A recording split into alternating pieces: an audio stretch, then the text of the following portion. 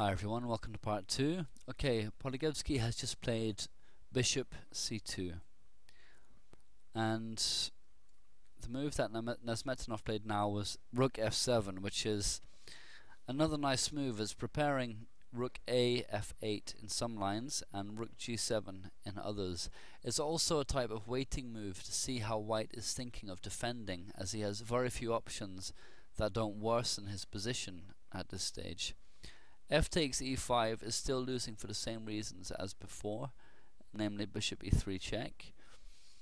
And Polugaevsky showed his hand now with king f2, which is threatening rook h1 and the queen trap, and thus pretty much forces queen h2 check, which in turn forces king e3, which is pinning the f pawn and meaning that the e5 knight is safe where it is for now, but black is faced with the continual threat of rook h1, and thus he is encouraged to take decisive action as soon as possible to begin his attack, which Nesmetanov did with bishop takes d5, which eliminates a key defender in the white position.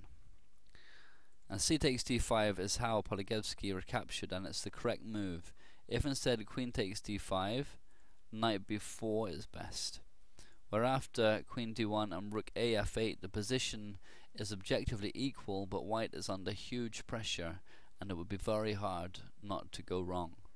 Alternatively, and just so we can see some of the danger waiting to be released in the position, if e takes d5, now rook e8 threatening knight takes c4 with double check from the knight and the rook is completely winning for black. D takes c6 is thus totally out of the question, and the best defensive try is bishop e4, but now comes rook f e7, allowing after d takes c6 knight takes c4 check, where best play goes b takes c4 and now rook takes e4 check, king d2, rook takes e2 check, king c1, rook takes b2 with a completely winning attack.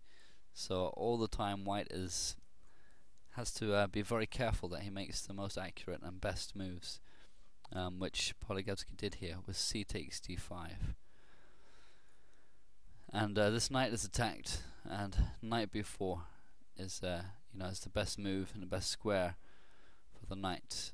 And here Polugaevsky played rook h1, aiming of course to evict the black queen, and this may seem desirable, but in fact it's a bad defensive blunder. And in actual fact, despite being under significant pressure, white could have defended okay here with either a3 or rook c1, and it was at this moment that Nesmetanov found an amazing move, and it's the only move that continues his attack and refutes this questionable move, rook h1. If you want to try and find it, then stop the video now.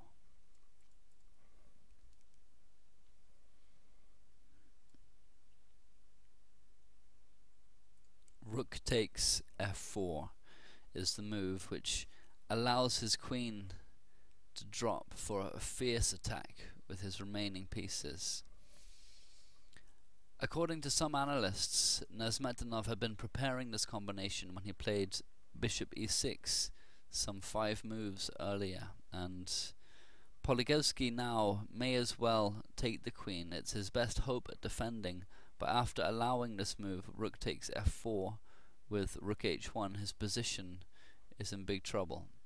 So rook takes h2 is what he played. Like, the alternatives are worse.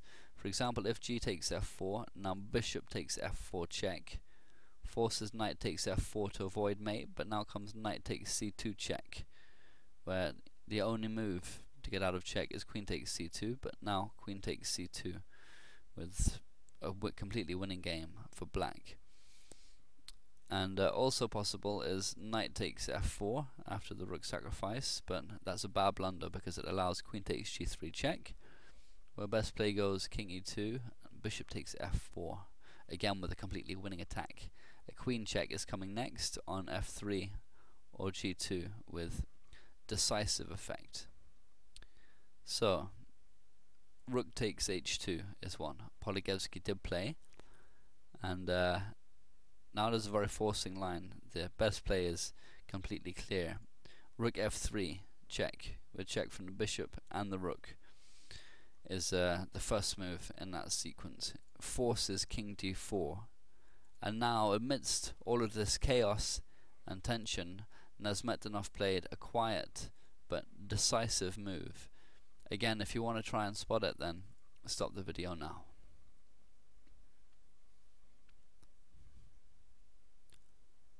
Bishop g7 was the move, with the idea of playing simply b5 and then knight e c6, which is going to be mate, because the king will have run out of squares, of course. And you know, it was an incredible move and one of several ways to maintain the attack and overall advantage in the position. Another possible move, and also winning, was c5 check, where after d takes c6 is the only move, black can play b5, where knight e takes c6 and mate is threatened, and in actual fact the only way white can avoid it is with bishop d3, because now he has use of the c3 square. It's not attacked by the rook anymore. So knight e takes c6 check, king c3 is the only move, and now bishop g7 is a completely winning attack. For example, the best move as given by the engines is king d2, but now rook takes d3 check, king e1, rook takes d1 check, king takes d1, bishop takes b2, and black has won back his invested material with interest and is going into a winning endgame. But with Nesmetdinov's move bishop g7, what he's hoping for is mate and not a drawn out endgame.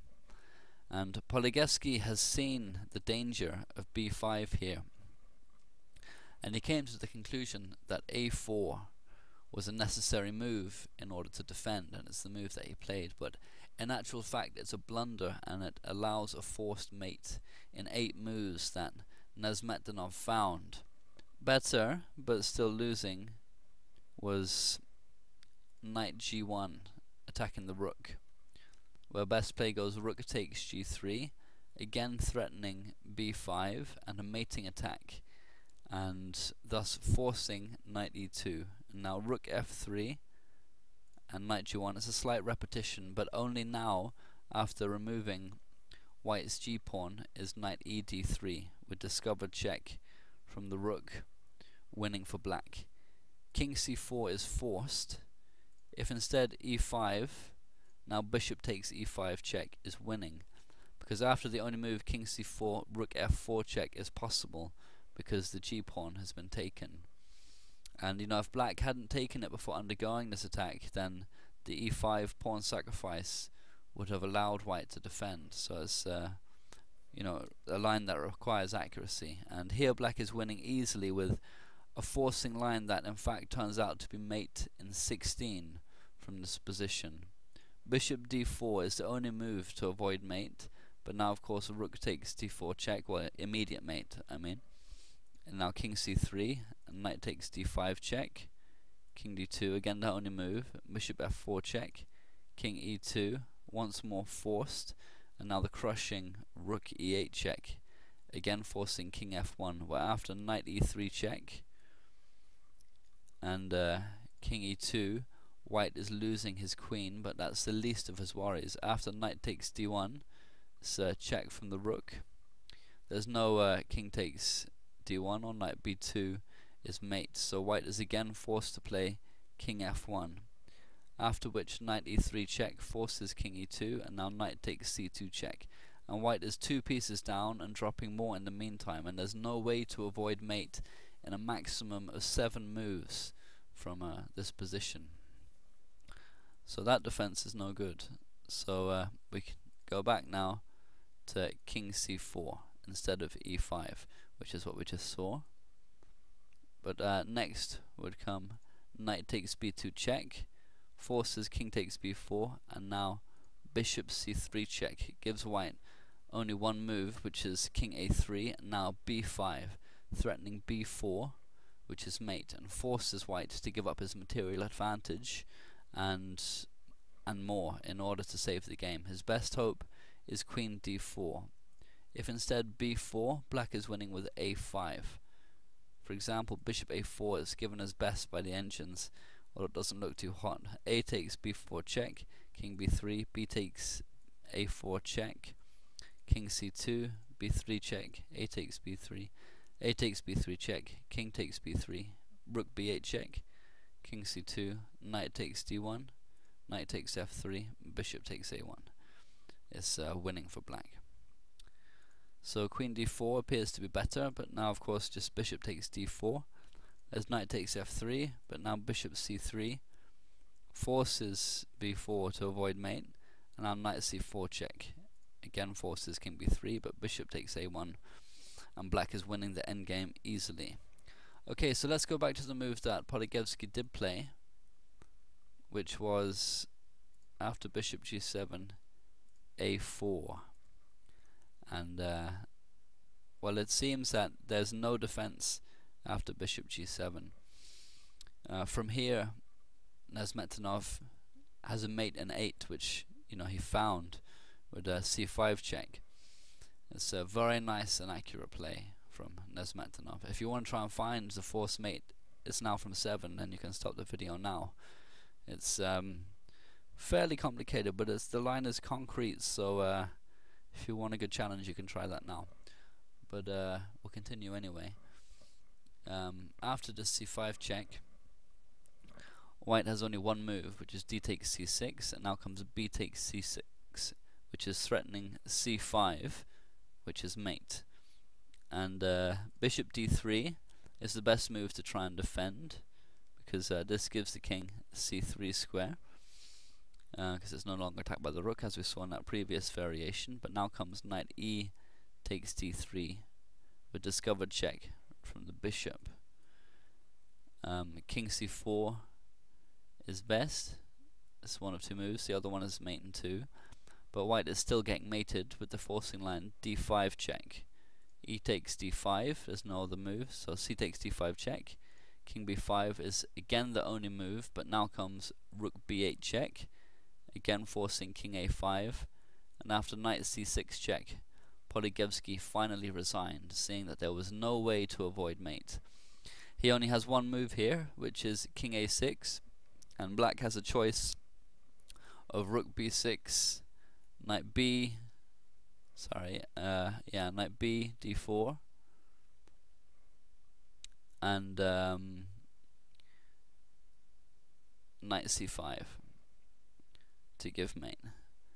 And so it was an absolutely incredible game from Nesmetanov, and almost certainly his most famous victory, and an incredibly complex game, and one that certainly belongs in the top 10 of all time. And I'd like to give credit to Life Master A.J. Goldsby, whose analysis I used for some of the variations I mentioned here. We've got a bit of time left, so we can have a replay with the threatened squares on, and we can see it from Polugaevsky's point of view.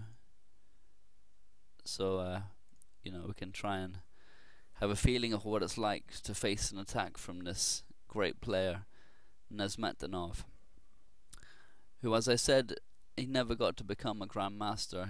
I think he was enlisted in the Soviet army, and it's said that in chess and in travels he only got as far as Germany, I believe it was, but that was as a soldier and not as a chess player. In the picture on Chess Games, he's wearing a soldier's outfit, and he looks like a pretty serious guy. And he was just a fantastic player. He had wins against all the greatest players of the day, and as you can see here, he was just a fearsome attacker when he had the initiative. He's also a brilliant checkers player, and one of his only weaknesses was that he thrived too much on the initiative. When he was faced with playing weaker players, or not weaker players, sorry, but more defensive players like Petrosian and Korchnoi, he would get impatient with the fact that he couldn't penetrate the defense, and spoil his position as a result, at least according to Wikipedia. But it's a fantastic conception here with the white king guess just getting ambushed on all sides after this fantastic queen sacrifice from Nesmetanov. So that's it, a fantastic game, as I said, from Nesmetanov, and I hope you enjoyed it. Please leave any comments or thoughts. Thanks very much.